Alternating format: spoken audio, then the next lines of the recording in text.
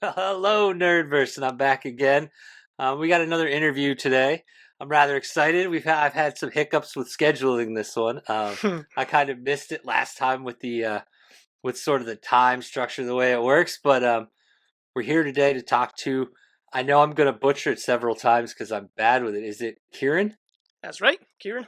Oh, that's the First first time I try. think. Yeah, never happens. I really wanted to get him on here because, as everybody knows, we like to promote and try to help other podcasts grow along with ourselves. And he has a phenomenal sort of Twitter following and stuff like that, where he gives out a lot of good info. Um, but before I continue talking, I want him to talk about himself for a minute, and he can definitely explain a little bit better than me. So why don't you go ahead? Sure, so I'm Kieran McRae. You can find me on Twitter, as Eric said, and I help people grow their podcasts. So I have my own podcast, Generally Spooky History, which I run with my wife, which is all about Scottish history, and it's kind of spookier stories. As you can hear, I'm Scottish as well. That's where I'm tuning in from today. And yeah, I'm on a mission to help demystify podcast marketing, because I've been growing online businesses for around 8 years now. I've learned a lot about marketing, and it's simpler than people think. So I'm trying to help out other podcasters by growing their shows. Yeah, and I definitely love, like, I think you average like at least like two or three a day that you put out, like little tips and stuff like that. Yeah, it's 2 to 3 every day. Little just bits of advice and help and stuff for growing your podcast. So in regards to your tips, are you planning them out ahead of time? Is it something like you schedule and they release, or is it a spur of the moment? It's a scheduler tool I use. So it's usually twice a week I sit down and the kind of like it's either things I've been researching or podcasters I've been talking to in like coaching calls. I kind of boil that down into some like key elements and write those into tweets and put those out. And I've got a newsletter that comes out every week. Usually the thoughts I'm thinking for the newsletter, I kind of like test out as tweets first and then see if they get some traction, and that goes into a newsletter. Oh, that's perfect. That's a great way to like reuse your current like product in a sense. I Mm-hmm. don't know the best way to say it, but that is a great way to like continuously use it so you don't have to constantly make something brand new. Yeah, Um, yeah. I just kind of expand out on the like quicker ideas on Twitter. yeah, that's amazing. Um, and with the ideas you got, one thing I enjoy with them is sort of you explain something and then say what it is. So I've taken some marketing classes before Mm-hmm. and things like that, and I've done some stuff with it myself. Not great at it at the moment, still learning. Um, but like call to action, I love how like there's one particular tweet where you actually went through and talked about a scenario, and then at the end of it, like you're like, this is a call to action. Mm-hmm. So I think it's really great that you start with the explanation before you even bring up what it is. Um, Yeah, I what's a appreciate particular that. reason that like you started doing stuff like that? Like what gave you the idea? Because usually people are like call to action, and they'll put the definition or example in there. Well, before I was a podcaster, I was an online writer. I've had a few blogs over the years. So, and if anything, I'm more skilled as a writer. And then I've been really enjoying kind of putting that towards podcasting. So it starts with the hook, which is not dissimilar to a podcast episode. Like you want to get them right off the bat. Like here's your point of interest. It's not here's what you're going to get. It's the thing. Like here's something, and you're like, oh, What gets you and then get excited? to follow through from that. So yeah, with the calls to actions, I feel I'm talking about calls to action all the time. So for those who don't know, it's the like, follow, subscribe on YouTube. That's the call to action. And it feels like they're overused and overdone, but they make a difference. They just, if you don't have them, people don't do the thing you want them to. So yeah, it's opening with the hook. That's always the plan on Twitter. No, and I can absolutely testify to the fact that they work because Mm-hmm. we avoided them as a show for the most part. And once we started using our call to action more, it definitely improved our numbers. We started getting more people involved, and like there's been a lot more traction and things like that. And yes, it does feel awkward. I'm the It does first at one to first, admit yeah. it. It does not Mm-hmm. feel normal to be like, you almost feel like you're begging in a sense. At least I do when Yeah. I do it. And it feels kind of cheesy. But if you you have to realize people aren't going to do it if you don't say something. There's Mm-hmm. no emphasis on it. There's no nothing. Like, I definitely have found even myself, like clicking people, I'm more likely to subscribe when they ask than if they don't, which is weird. I don't know why, but Mm-hmm. it's definitely it's something I've grabbed onto, and a tip we've taken from your page and definitely used just to improve ourselves. Mm-hmm. It's a really useful one for engagements with your audience. I think that's because everyone's like leave a review, subscribe, like follow the podcast, but to then when you're podcasting, it's good to have somewhere where your audience can talk to you. So it's usually a social media platform. So mine's of course Twitter. So it's to come follow you on Twitter and then like leave a comment, say hi, whatever. So then you can actually have the conversations with your audience, and it's less. I don't know, because when you're recording a podcast, you know someone's going to listen, but you don't see them, you don't talk to them in person. So using that to then build your audience is a good call. Yeah, and I've definitely found I get more interaction, even though we have chat boxes and stuff for their stuff. I still get a lot of interaction outside of the show, like people jumping onto like our Twitter Mm-hmm. or Instagram, stuff like that, and kind of conversing and then conversing back with them. So, the call to action has been huge. That's probably our biggest takeaway so far. I'm still following, obviously, your Twitter. Got to pick it up, other tips and tricks. But what's something we should like? Let's do it this way. Like, what's something I could look at doing next now that I've done like a call to action? What would you recommend for like a next step? So the tweet that did quite well a little while ago was I explained the new listener cycle. So there's kind of like 5 steps to it, I think, or 6, where a new listener lands on your show page. So they hear about it from a friend, they look you up, they land on Spotify, say, and then that's step 1. They're going to look through all your episode titles and decide if they're going to hit play on one. So you want your episode titles to be compelling, not just a statement of what you do, but you have to, again, add in like a hook, a reason to listen beyond the topic.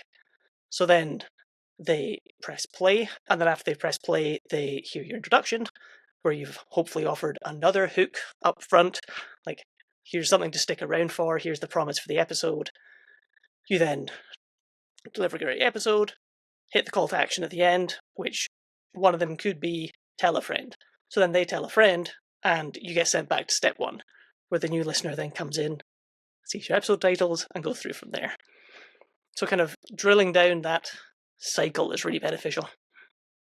Yeah, it's definitely something another thing I want to work on with ours in regards to the intro is hooks. Mm. I'm seeing a lot now. Like we've come with our call to action. We've gotten better with that. So yeah, hooks is a big thing I want to get on next. That's a really good point. Is the cycle and things like that, having the hook in the description and then Mm-hmm. in the intro and stuff like that. Um, yeah, that's such a phenomenal thing to have. So you'd mentioned your newsletter now. Now with that, I know one of the ways to get there is your website, which is platformpodcasting.com. Correct. Um, what else do you got on your website? Is there other things on there currently, or is it an evolving platform? It's kind of an evolving platform. I've started work on some other articles. Like I just published one last week, which was like 21 tips for getting more podcast listeners, I think. Oh, So nice. there's articles like that are on there.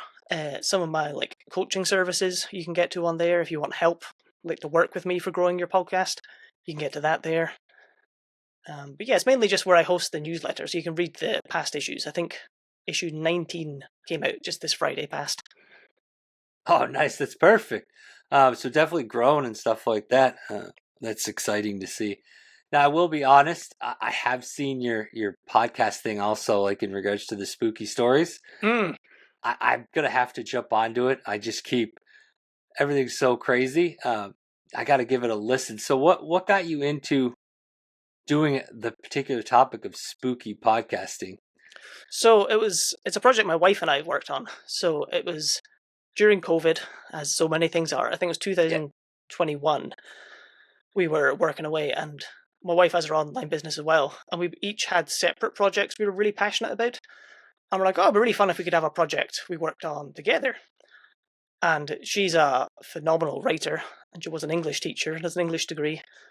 So it was her lead on the creative side to be like, oh, I'd really love to like tell you about Scottish history. And like the running joke is that I don't know anything. Like even though it's like I did some history in school and like this is my home country, just my retention of knowledge is terrible. So even all the like famous stories about Scotland, they've passed me by. So Yeah.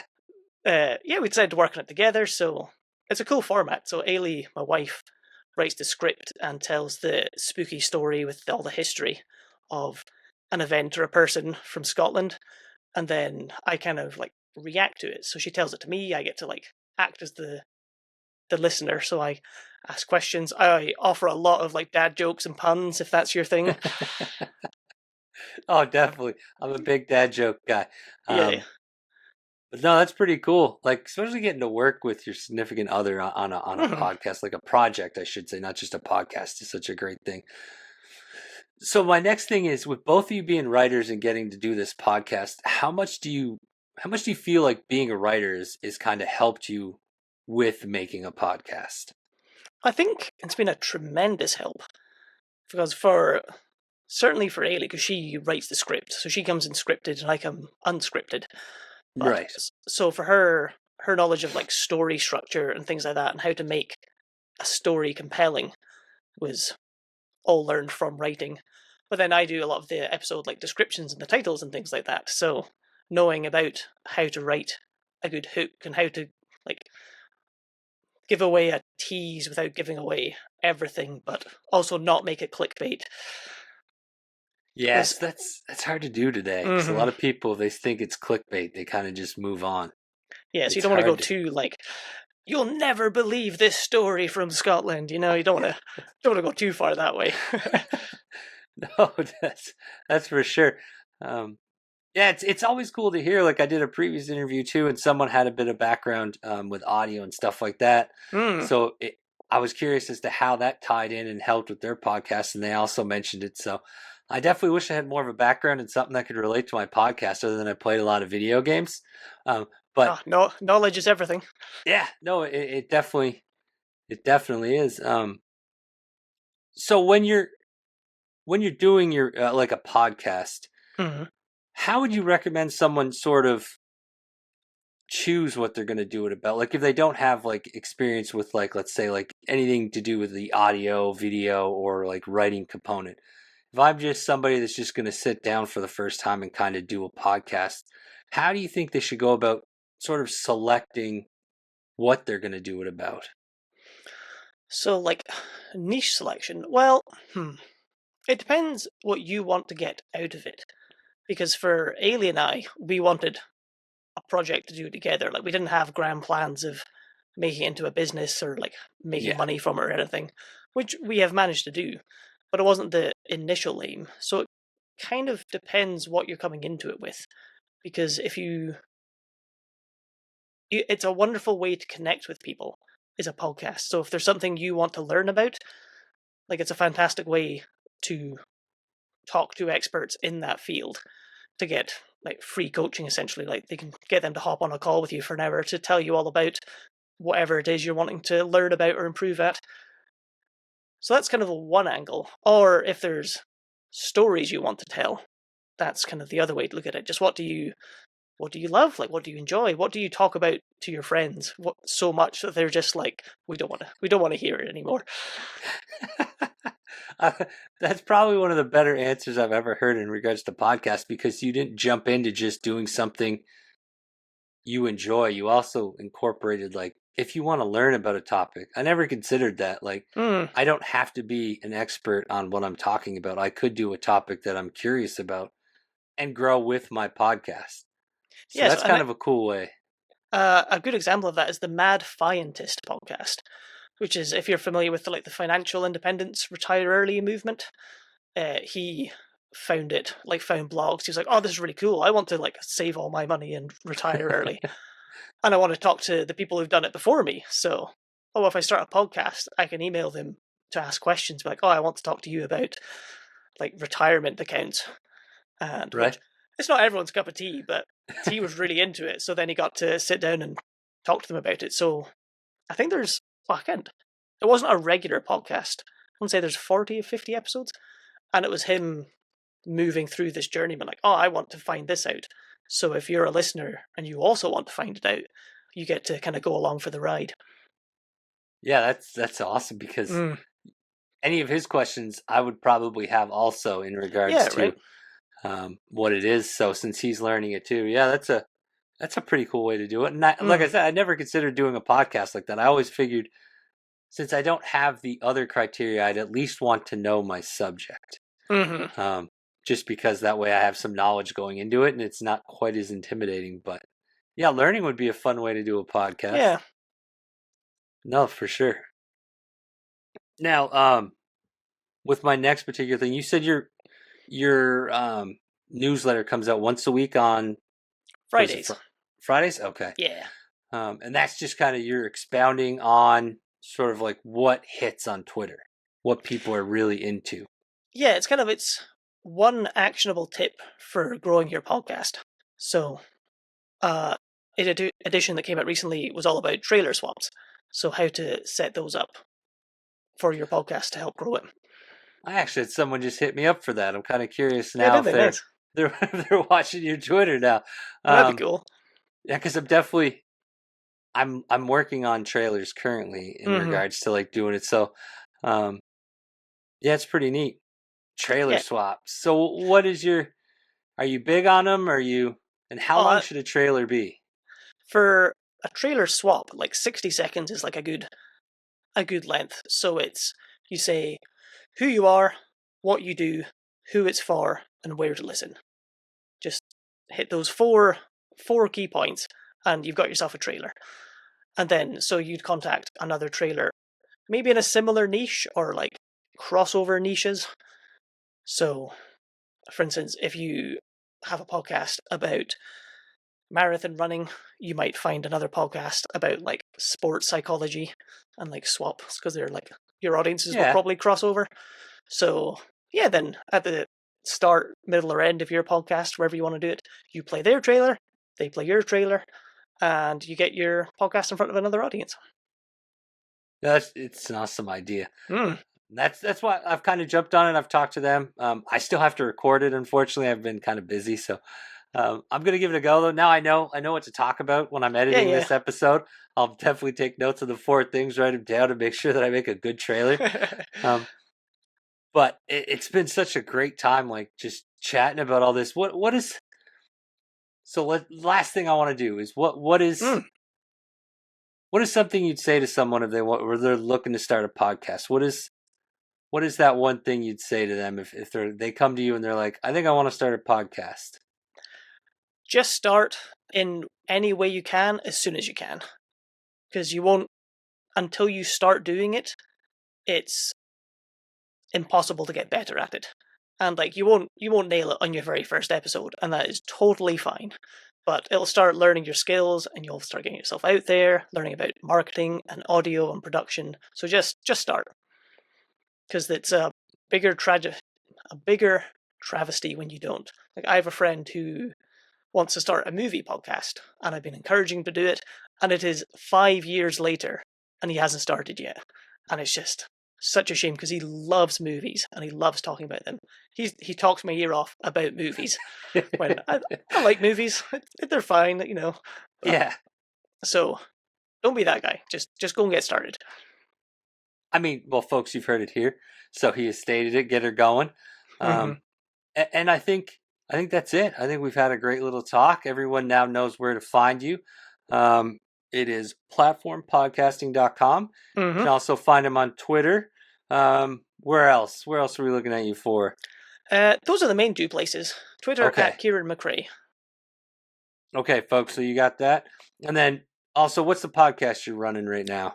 Generally Spooky History. There we go. So you also have his podcast too. So that's all the ways that you can reach out. And I will let you know, folks, he responds to any messages. So if you do want some tips and tricks, because we obviously couldn't cover everything in our interview. He's great. He's great to have a conversation with, and he works with everybody. So reach out to hear from you. Yeah, interact with his Twitter, because I'm going to tell you it's exciting and it's fun. And we will definitely be throwing up his links and stuff like that when this video comes out. So you'll have an even easier time finding him um, when we get this video out there. So thanks again, Kieran. I really appreciate everything and working with me with scheduling. Appreciate it, Eric. Happy to be here. All right. Have a good day, everybody. And see Thanks you for later. paying attention.